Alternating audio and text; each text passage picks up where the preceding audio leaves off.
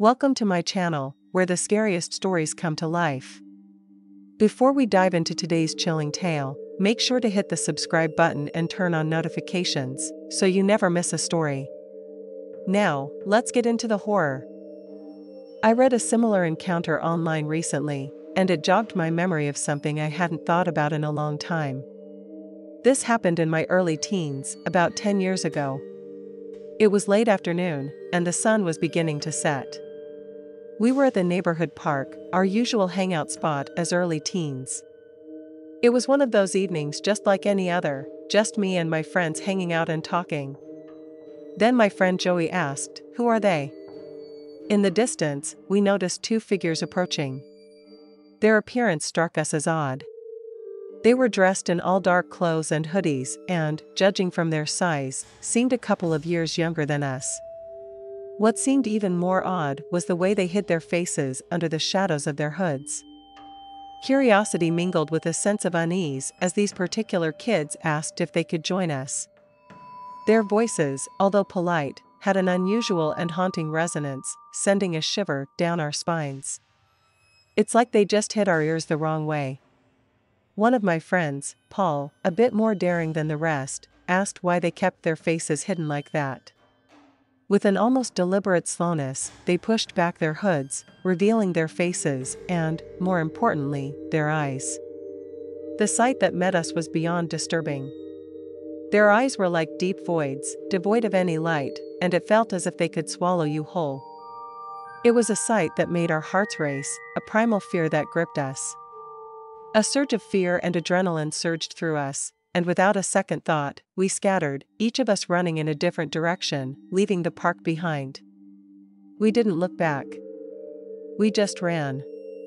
We met back up at Joey's place and discussed what we had experienced. We had never seen anything like it. Those two kids, both had eyes pure black. We had no idea what we had encountered. In the days that followed, the memory of that encounter lingered, refusing to fade. We told stories about it to other kids at school, but none of them ever believed us. They thought we were just making it up to scare them. But we knew it happened, and we never returned to that park ever again. This is an encounter I experienced in the summer of 2009. I was born and raised in the plains of Texas, specifically in an area where black-eyed kid sightings are prevalent. I had heard the stories, tales, legends, whatever you want to call them, since I was a young man, but I never truly believed them. The black-eyed kids were mainly something I entertained as a joke or as a way to get a rise out of people. That changed in the summer of 2009. It was a warm night in June. I was up late around 2 a.m. as I typically liked to stay up late, especially in the summer since it would stay fairly warm even after the sun went down. I had just run up to the store to grab a big fountain drink and was returning to my house through the back door when I was approached by two children, a boy and a girl. I was very startled once I realized they were there since I wasn't expecting to encounter anyone in my backyard so late at night. The little boy asked, "Could we come in? We need to use the phone. We are lost." This is when I noticed the blackness of their eyes. Both of them had eyes so black, they were like pits. This is also when my heart sank. I couldn't believe I was actually seeing them, that they were there right in front of me. As I mentioned before, I had heard the legends of the black-eyed children most of my life, so there was no way I was going to let them in my house. I darted through the back door and locked it as quickly as I could. Once I was inside, I ran upstairs and flipped on the lights to see if they were still outside. I had so much adrenaline pumping by that point that I grabbed a weapon and began searching the house, making sure all doors and windows were locked. It took me hours to get to sleep that night, and it's an encounter that will stay with me for the rest of my life.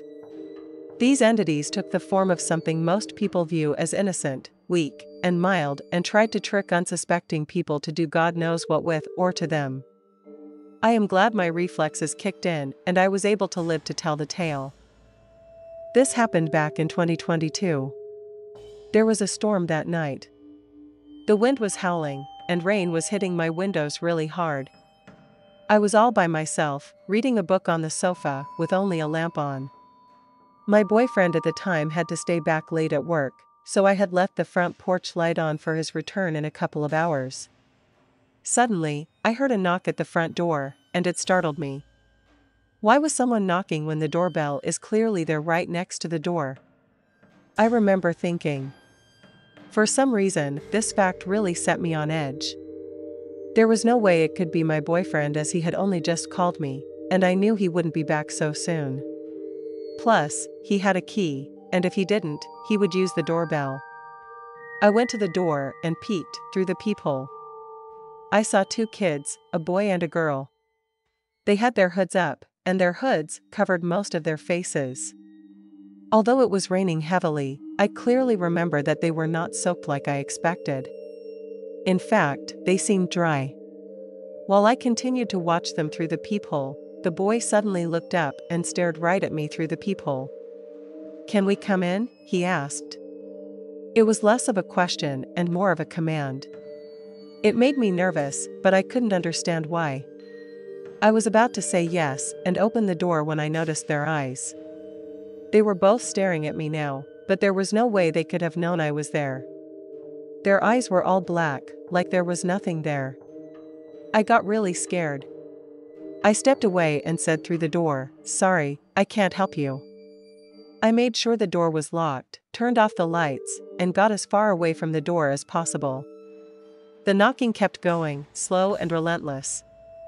I felt such an intense feeling of dread, like nothing I've ever felt before, and prayed that they would leave soon. For what felt like hours, I just stood there in my kitchen, listening to the knocking and shaking slightly. It felt like forever. The storm outside was loud, but the knocking was somehow louder. Finally, it stopped.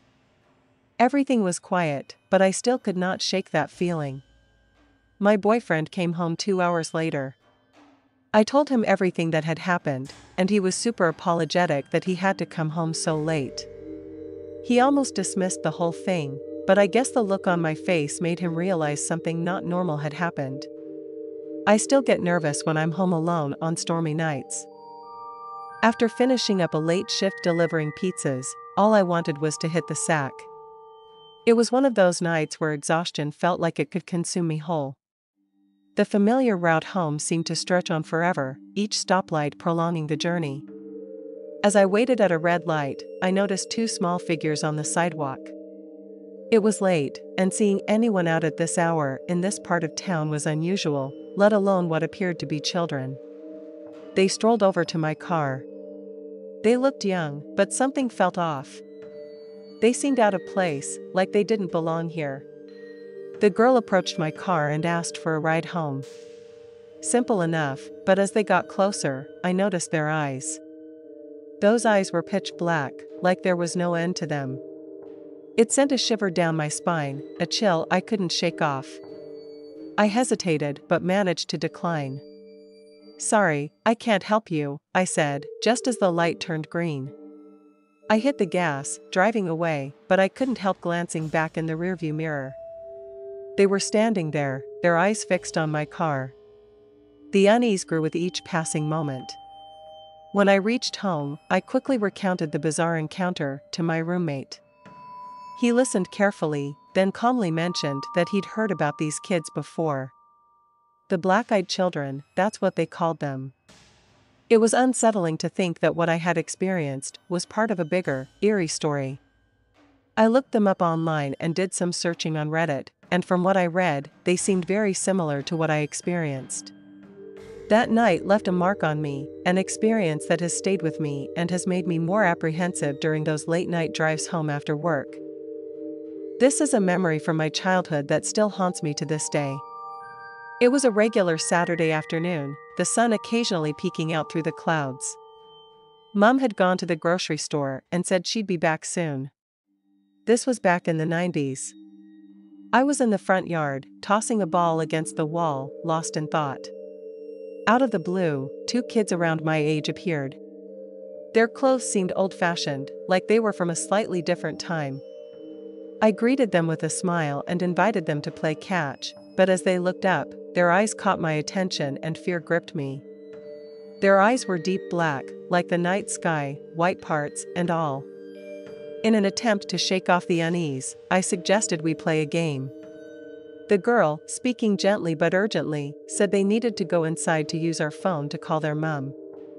I remembered Mum's words about not letting strangers inside when she wasn't home.